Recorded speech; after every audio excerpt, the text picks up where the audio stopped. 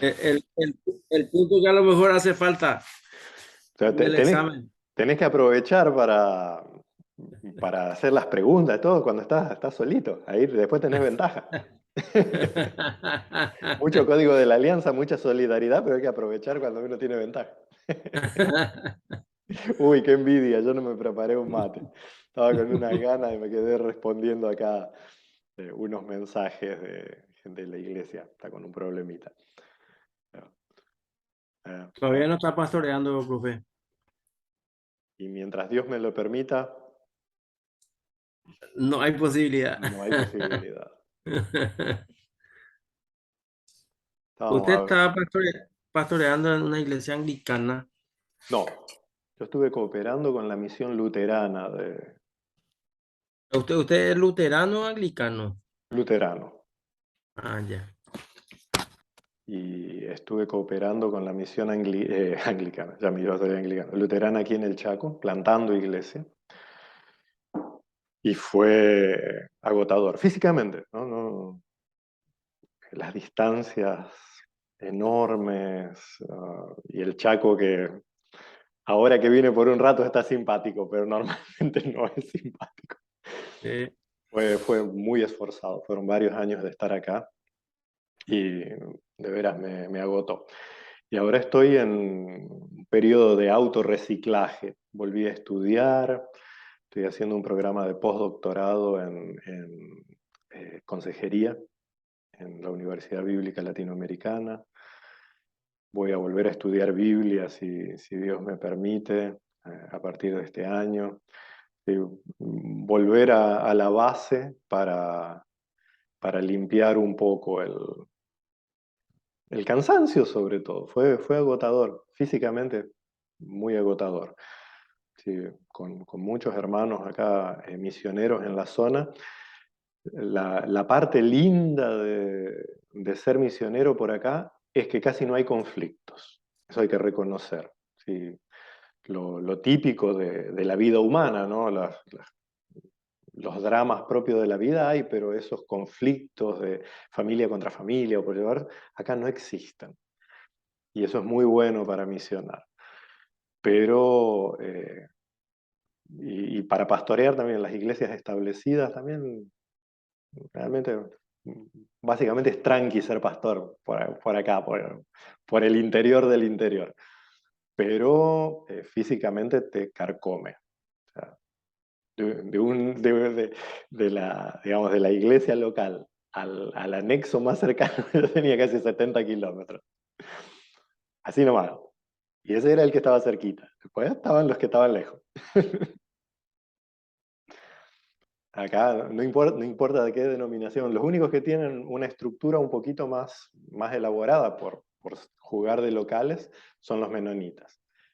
Pero inclusive las iglesias menonitas, sobre todo las iglesias hispanas, son unas distancias acá en el Chaco, todo es lejos. 100 kilómetros es cerquita acá.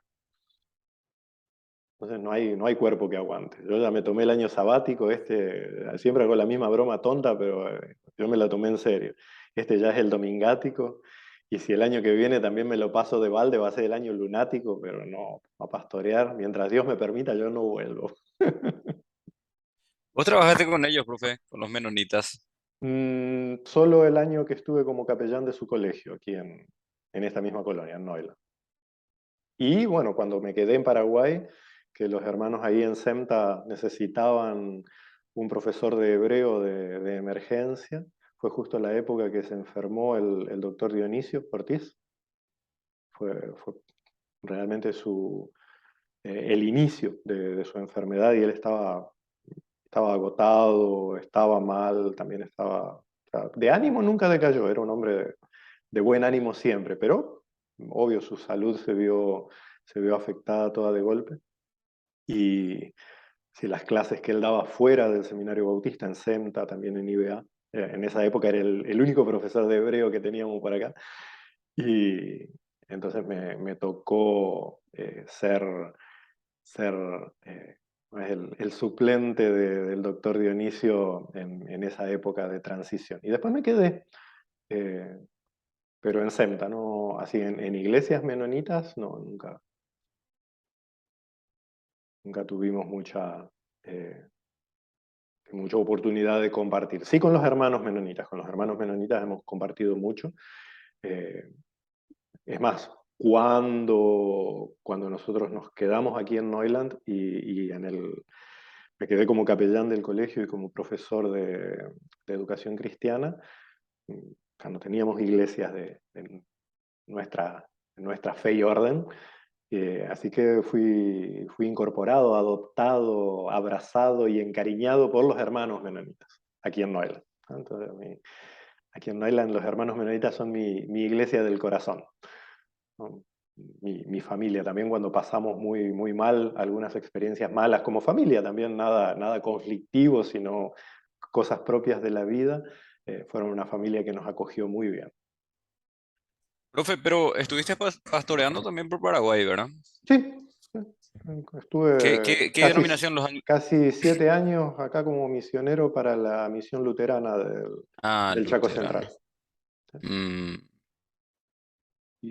Pero justo le comentaba a César recién, 10 puntos espiritualmente, 10 puntos la comunidad, hermoso el trabajo, porque acá no hay grandes dramas, acá, o sea, las cosas de la vida, eso sí, fallecimientos, problemas familiares, eso hay en todos lados, no importa dónde pastoreas.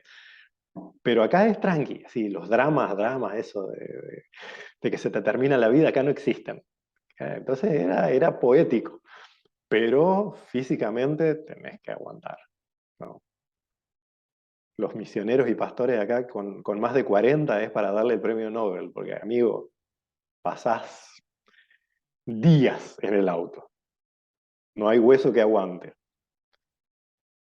El papá de uno de nuestros mejores amigos, el señor Heinz, Juan Aitzen, él sigue siendo misionero entre los Nivaclé, allá de la orilla del Pilcomayo, y el señor está con más de 80 años. Y él se va en colectivo, 300, 400 kilómetros en colectivo. Una sola vez yo hice en camioneta y nunca más. Nunca más, no vuelvo pero, ni de paseo vuelvo. Tenés pero que qué, llevarle a César y a Fiandro por ahí para que bajen de peso. Eso mismo. pero qué implica la misión allí, profe. Porque tengo Plantar entendido que algunos se comunidades. van allá, pero algunos se van y se instalan, por ejemplo, en una comunidad y bueno, No, están, ahí está la gente, no el hay señor mucho, Aizen vivió durante muchos años entre los Nivaclé. Ahora está jubilado, ya, pero no hay pero no hay mucho, o nadie que sea, hable, no hay ninguno, hoy en día, no hay ninguno que hable fluidamente el idioma. Él habla Nivaclé como nacido entre los indígenas. O sea, porque no es solo hablar el idioma, es dominar el hilar fino, ¿no? El realmente llegar a la gente con su lenguaje, con su cultura, con todo. Y cuando yo me quedé acá, él me quería reclutar a mí para aprender Nivaclé e irme allá. Y es un idioma muy complicado, y entre los jóvenes, sí, misioneros, pastores jóvenes, prácticamente ninguno quiere dedicar porque no es solamente aprender un idioma o trabajar en otra cultura, sino adquirir la cultura del otro y compartir el evangelio desde la óptica del otro. Esa es la verdadera misión. O sea, encarnarse como el Salvador lo hizo, es ir allá en el medio de la gente. Y eso es complicadísimo hoy en día. O sea, no se trata de nivel económico ni nada, sino más bien de salir de la propia zona de confort. Y eso prácticamente hoy no hay nadie que quiera hacerlo. Inclusive o sea, está en Yalves Sanga hace, o sea, más de 50 años, el Instituto Bíblico Indígena, que está, no sé si ya es parte, creo que no, porque estaría en el listado, pero tiene mucho vínculo con nuestra facultad, con la Facultad de Teología. O sea, varios profesores, obviamente ex alumnos de la Facultad de Teología de UEP, enseñan allí. Y ellos mismos, los propios indígenas, después de salir de su medio y estar en el medio urbano, ya al volver a su medio original ya son extraños. Ahí es muy, muy complicado eso de la interculturalidad, ¿no? Y es inexplicable con el montón de tecnología que tenemos, con el montón de medios, con el montón de información, es inexplicable, ¿no? Pero bueno, Dios también sigue proveyendo. cuando ya parece que no hay más obreros para la mies, de ahí de abajo de una piedra sale uno y ese Dios lo levantó y hace maravillas colocado en las manos de Dios, ¿no? Pero a veces ¿Llegaste a conocerle al matrimonio Haines, profe? Jared y Lea. Jared Haines, sí. Sí, los conocí. Allá por inicios de los 2012, 2013, por ahí. Creo que estaban por esa zona también, de No, Noila. ellos estaban más hacia ¿No? el norte, si no me equivoco, ahí donde con Ah, los Tova haciendo sí, obra bíblica, ¿no? así es. Acá todo es lejos. O sea, acá podés decir, es ahí nomás, pero son 200 kilómetros. Entonces El vecino de... sí, el vecino, acá a 3 kilómetros. Entonces, una vez que logré salir de acá, no quiero volver, vuelvo para visitar a la familia nomás. Pero, bromeo mucho, pero fue un tiempo fructífero. Aunque siempre eso de lo físico es desgastante para todos, y más si no sos de acá, no es para cualquiera la temperatura del Chaco, el polvo y la secura.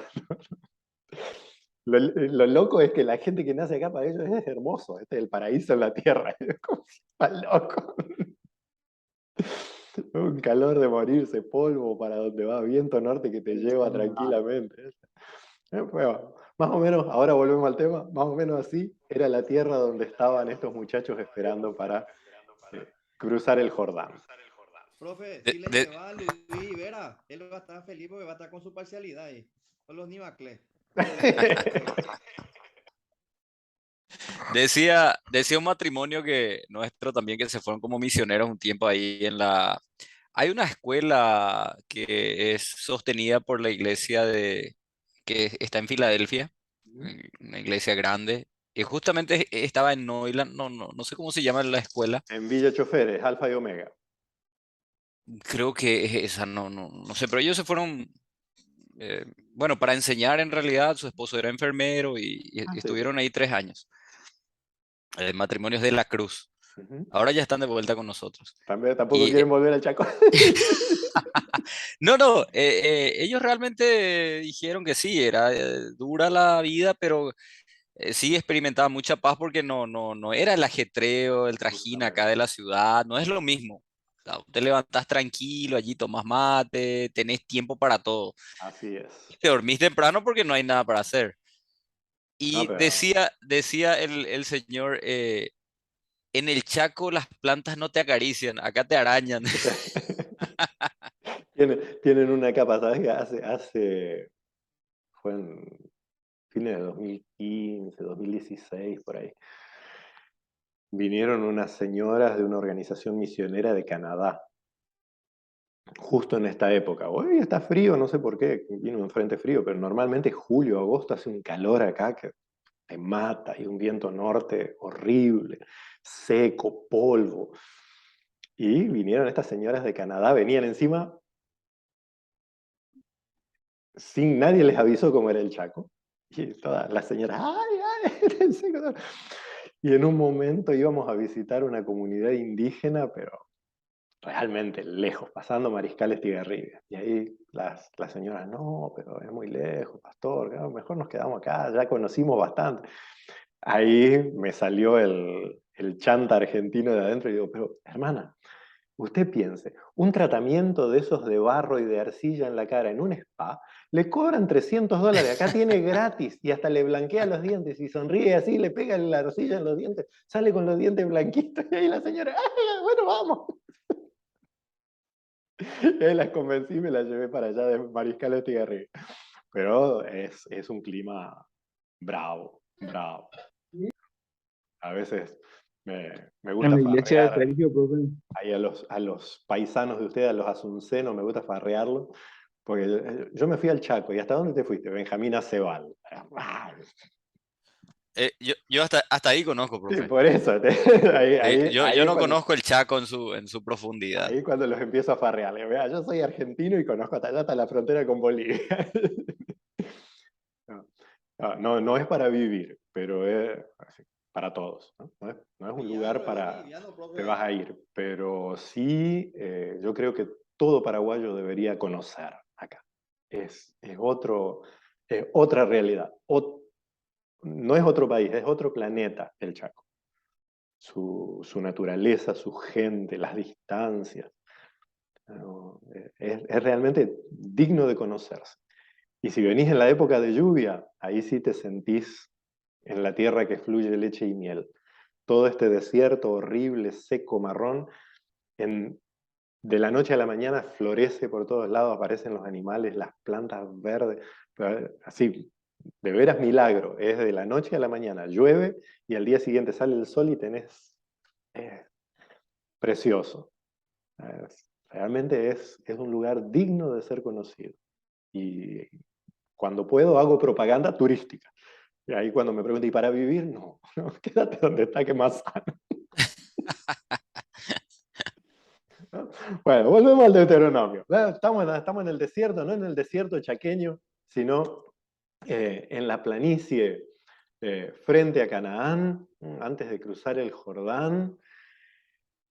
Y allí los redactores, como vimos en la primera hora, el Deuteronomio, a diferencia de los otros libros del Pentateuco, el Deuteronomio está estructurado como una serie de sermones. Por eso cambia tanto el lenguaje. En castellano no nos damos mucha cuenta porque los traductores también ponen un poquito de sí mismos. Pero en hebreo se nota mucho, es un quiebre muy grande del lenguaje distante, formal de los otros 4 libros a la lengua viva que obviamente tiene que tener un sermón, ¿no? Entonces el género podríamos llamarlo literario del Deuteronomio es sustancialmente homilético. Son 3 sermones. El primero, como decía hace un rato, trata de ¿qué nos trajo hasta acá? ¿Sí? Moisés hace un recuento de la historia de la alianza.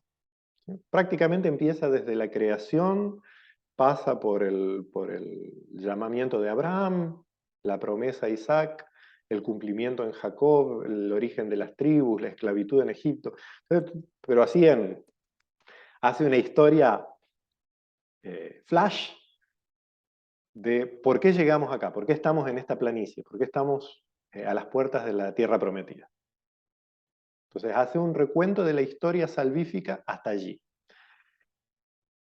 ¿Y cuál es el centro de esta sección? ¿No? Luis Barrios lo mencionaba hace un rato. Aunque en el capítulo 5 tenemos el recuento de los 10 mandamientos, el mensaje central de este primer sermón está en el capítulo 6. Shema Israel, Adonai Elohenu, Adonai Echad. Escucha Israel, el Señor, nuestro Dios, el Señor es uno. No hay otros dioses. Por eso, aunque Moisés en el recuento de la alianza repite los 10 mandamientos, no necesita repetir, no tendrás otros dioses delante de mí. Este pueblo tiene claro, no hay otro Dios. Escucha Israel, el Señor es tu Dios, el Señor es único. ¿Sí? Ese uno no es solo uno numeral, sino un uno cualitativo, es único. No hay otro Dios. Lo que en Éxodo dejaba el lugar abierto a otros dioses, porque están saliendo de la esclavitud y los pueblos paganos alrededor adoran otros dioses, en el caso de la alianza, aunque después no se cumple por parte del pueblo, la promesa de Dios era, entren en esa tierra y la van a conquistar completa, van a estar ustedes solitos. No tienen que preocuparse con otros dioses. Después, vamos a ver en Josué que eso no se cumplió. El pueblo dijo, ya matamos unos cuantos, vamos a descansar. Y le salió el tiro por la culata. Por eso, el núcleo central de esta sección está allí, en el Escucha Israel, Oye Israel. Y ese Oye Israel, muchos lo llaman el credo de los hebreos. Y no es una confesión de fe, aunque lo contiene. Es una exhortación. Y vuelvo a lo que decía en la primera hora. Nos han acostumbrado, o mal acostumbrado, a leer la Biblia de a pedacitos y no por discursos completos. Pero cuando leemos como un discurso, como una predicación, especialmente el Deuteronomio, que es una predicación, ahí que tiene sentido. Entonces, Oye Israel, el Señor nuestro Dios, el Señor uno es. ¿Es una exhortación a qué? A direccionar su confianza y su fe solamente en Dios. No. Vamos a leer lo que dice la Biblia, no lo que a nosotros nos parece. Entonces, si tomamos Sí, de que hay un solo Dios. O sea. Sí, pero ¿es una exhortación a qué? Y amarás al Señor tu Dios con todo tu corazón, con toda tu alma, con toda tu fuerza, con toda tu mente. Y les contarás a tus hijos, estando en tu casa, estando de camino, mientras trabajas, ¿verdad? Y los hijos a los hijos. O sea, la exhortación de este es tu Dios, este es uno, es para enseñarles, para amar a Dios y para enseñar ese Dios a todo el pueblo. Eso es lo que Israel debía oír. No es una proposición filosófica. En la Biblia no hay proposiciones filosóficas, mal que le pese a nuestros hermanos del norte. La Biblia no es un libro teórico. Cuando leemos el texto completo, mirá lo que era lo que Israel tenía que escuchar. Ya que el Señor es uno y ese es nuestro Dios, entonces amémosle. Ya que el Señor es uno y ese es nuestro Dios, entonces enseñémosle a nuestros hijos, enseñémosle a los que están con nosotros, enseñémosle al extranjero que está en nuestro medio. Y no para ahí. ¿Qué es lo que había que enseñar? Dios fue fiel, nuestro padre era un arameo errante, sí, el discurso de la Pascua, el que se hace en el Cedro de Pascua. Se cuenta la historia del pueblo. ¿Dónde se revela Dios? En la historia cotidiana del pueblo. Esa es una constante del Deuteronomio. ¿Recuerdan la primera clase que leímos la exposición poética del Deuteronomio, que es el Salmo 43? Perdón, el Salmo 44. ¿Qué decía el Salmo 44? Nuestros padres nos contaron lo que Dios hizo en su época, que éramos esclavos y nos liberó, que los enemigos nos asaltaron y Él nos defendió. No fue nuestro brazo, no fue nuestra espada, no fue nuestra sabiduría, fue Dios que nos amó. Y este es más o menos, el resumen de esta primera sección. Y es por eso que en esta primera sección de sermón el discurso incluye los 10 mandamientos. Ya que al ser liberado el pueblo le dan los 10 mandamientos, la ley de la alianza, entonces al recordar el panorama de la historia de salvación, los 10 mandamientos están en el centro. Pero no ya como una ley caída del cielo, sino como una norma de vida para conducirnos unos con los otros.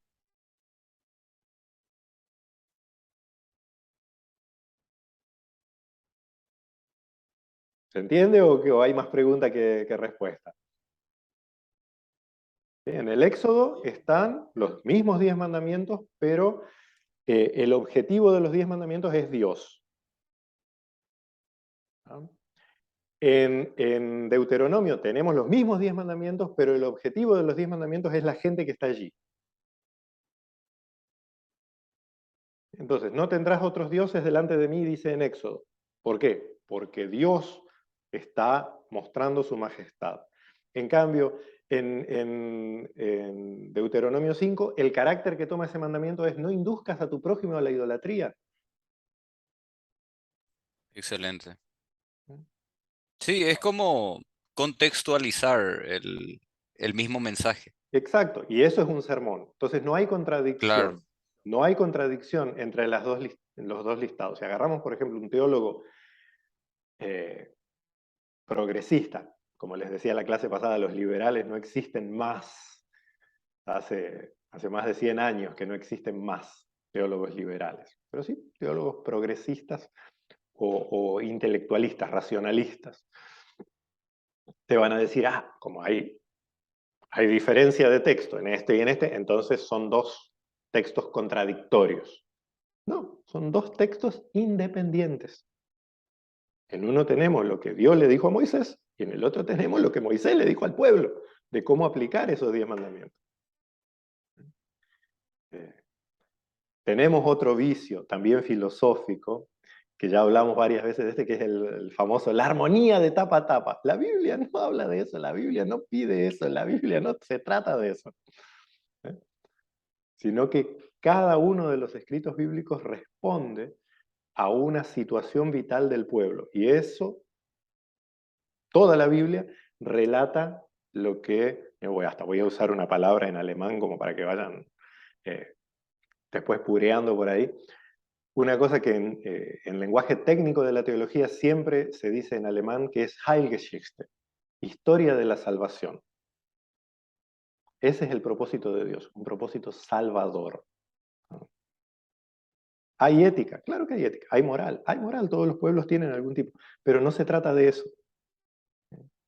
El fondo es la alianza y una alianza salvadora. Y esa Heilgeschichte, Yo- esa historia de salvación, es lo que sí une todos los libros de la Biblia, pero no una unidad temática. Sí, Luis, discúlpame, te interrumpí. no, yo te interrumpí. Con relación en una oportunidad mencionaste que no estamos hablando que no podríamos hablar de una ética propiamente en el caso del Decálogo ni el Sermón del Monte. Pero todos los libros de ética cristiana, o sea, te remiten otra vez a esos. O sea, la ética cristiana te dicen que en realidad se basan en eso, se basan en el sermón del monte o en el sermón del llano. Y que también en el Antiguo Testamento, por ejemplo, los 10 mandamientos eran la base de la ética del pueblo de Israel. Entonces, por qué, profe, decís que No, yo lo que no digo se que no trata? hay de ética cristiana es los valores del American Way of Life, ¿eh? Transformados en los valores cristianos y que después hay que agarrar la Biblia y hacer un listado de tablas de deberes. La ética bíblica es siempre situacional.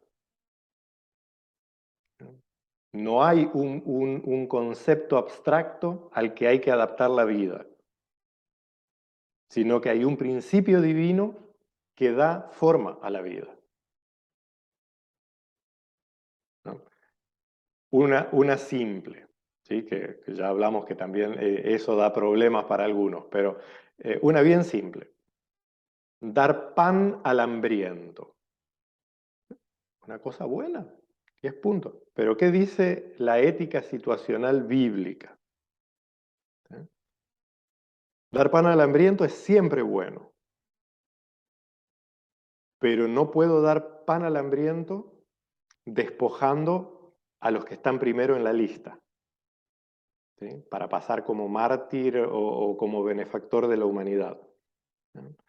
Eh, una forma, una bien fácil de entender es la exhortación de Pablo en Gálatas 6:10, ¿sí? Háganle bien a todos, pero primero a los de la familia de la fe. Eso es ética situacional. Una vez que cubrí las necesidades de la familia de la fe, puedo hacerle bien a todo lo que se me antoje. Pero hay una jerarquía vital. ¿Sí? ¿Por qué usé este como ejemplo y no volví a nuestro libro? Creo que les conté la anécdota. Hace muchos años, cuando era profesor en la Facultad de Teología Bautista Nacional en Brasilia,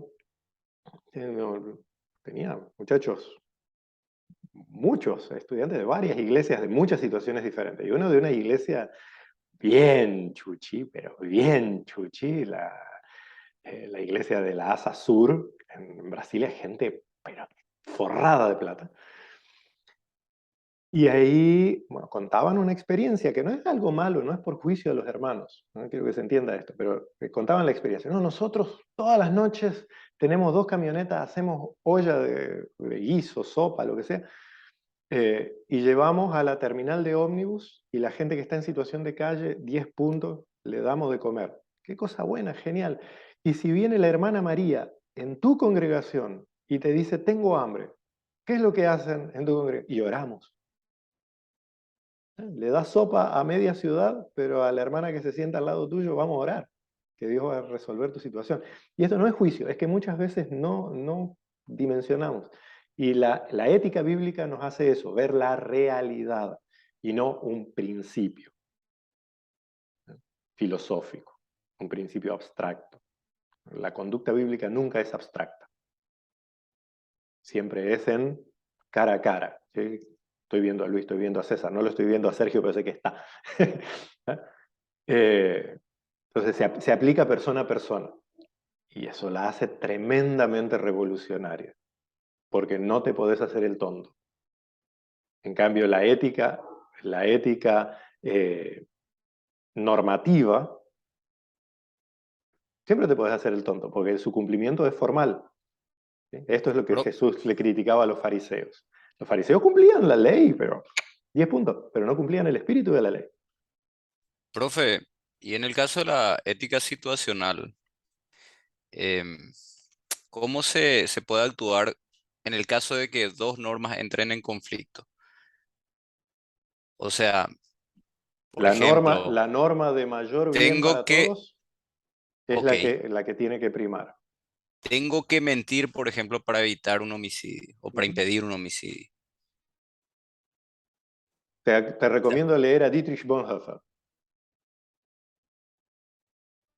¿Sí? ¿Cuál Dietrich es? Bonhoeffer fue un teólogo alemán, Gracias, gracias, Barata. luterano. Sí, esa es una frase, pero hay uno de los pocos libros más o menos completos que él pudo escribir, se llama justamente Ética, donde él Ah, ok, dice, no conozco. si yo tengo un montón de refugiados bajo el sótano de mi iglesia y vienen los nazis a fusilarlos y me pregunta, ¿están ahí? Yo les voy a mentir en su cara, porque Dios me dice que mi principal objetivo es salvar vidas, no decirle la verdad al gobierno. Ok, no, esa era mi duda. Entonces, el bien mayor, sacrificar una norma inferior para No, proteger un y bien mayor. mira la explicación que da Bonhoeffer en ese caso. ¿Por qué mentirle al nazi? Porque ellos son la encarnación de la propia mentira. O sea, ya que un gobierno inicuo es la encarnación de la propia mentira, mentirles no es mentir, es proclamar la verdad de Dios que salva vidas. ¿No? Parece muy loco, pero en el fondo eso es lo que propone la Biblia. ¿Sí? Las parteras de Egipto son alabadas. ¿Qué es lo que hace la partera de Egipto? Le miente al faraón. Son unas mentirosas. Sin embargo, son contadas con el pueblo de Dios. Y con la actuación de Ajá, Abraham, la profe. remera. Ah, Raab, claro, Raab, por ejemplo. Ah, también. Sí. Pero Abraham, ¿por qué? Abraham, por ejemplo, que, bueno, bueno, no mintió, hizo una, eso Sí, fue interesante, porque una era triquiñuela. ciertamente sí, Pero en ese eh, caso, por qué Dios pone a Abraham en aprietos? Porque Abraham no está salvando, digamos, un bien mayor, no está dando plenitud de vida, sino que se está protegiendo él, está actuando de modo sí. egoísta y por eso hay... Y este es algo que nos resulta muy difícil de entender, pero eso a todos, por una cuestión cultural, que es esto de la vida corporativa. Para el pueblo de la Biblia, lo que hace Luis, aunque yo no tenga nada que ver y no tenga conocimiento, ¿no? lo hice yo también soy culpable, recibo bendiciones por las bendiciones de Luis, pero también recibo castigo porque no es Luis el que hace, es el pueblo. Es un solo cuerpo. Y eso es lo que nos lleva a la llamada ética situacional. ¿Sí? No es que cambia el principio, sino que lo que se busca es el efecto. Y entonces no se salvaguarda la norma, sino lo que debe producir.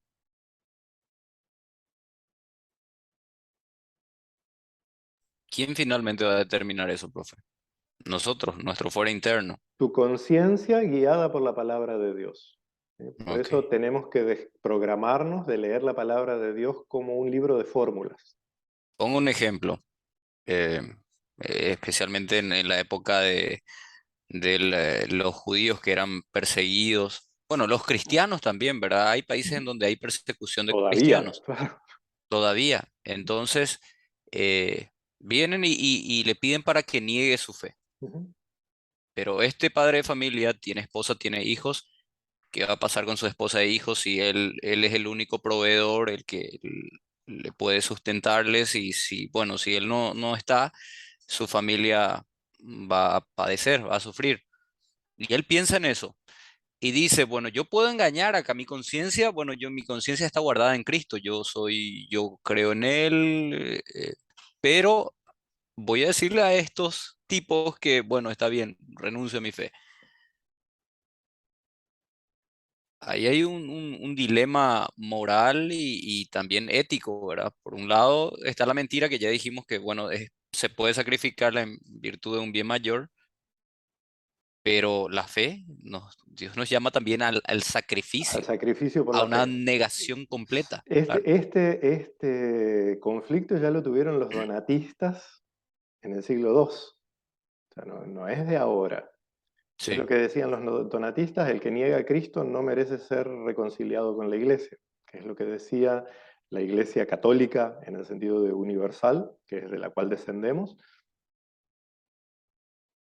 Dios es lleno de misericordia. ¿En quién confiaste vos? ¿En tu propia obra o en Cristo?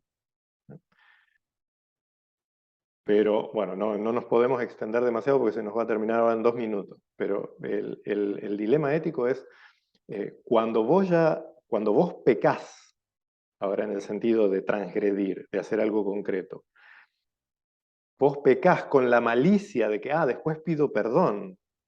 Para ese pecado no hay perdón, porque vos ya negaste lo que produce el perdón, que es el Espíritu Santo. Porque vos ya estabas convencido de pecado y sin embargo decís, no pido perdón después, lo hago igual. ¿No? Y para ese no hay, porque ya pasó la advertencia de perdón. Y está el que vos en conciencia, dices, bueno, no, me pasó esto. Y después llega el convencimiento, ay caramba, hice mal. Todos los pecados ya fueron perdonados en Cristo. O sea, el perdón es infinito e incondicional. Sin embargo, nuestra postura ante el perdón no lo es. Y de esto nos va a hablar el Deuteronomio justamente. ¿Sí? Este sí no quiero dejar pasar aunque nos quede 1 minuto. El famoso capítulo de las bendiciones y maldiciones. Que Profe, nos hablamos. volvemos a conectar. Disculpa No, que hoy no puedo. Hoy estoy acá en la casa de mi suegra y no. Ok.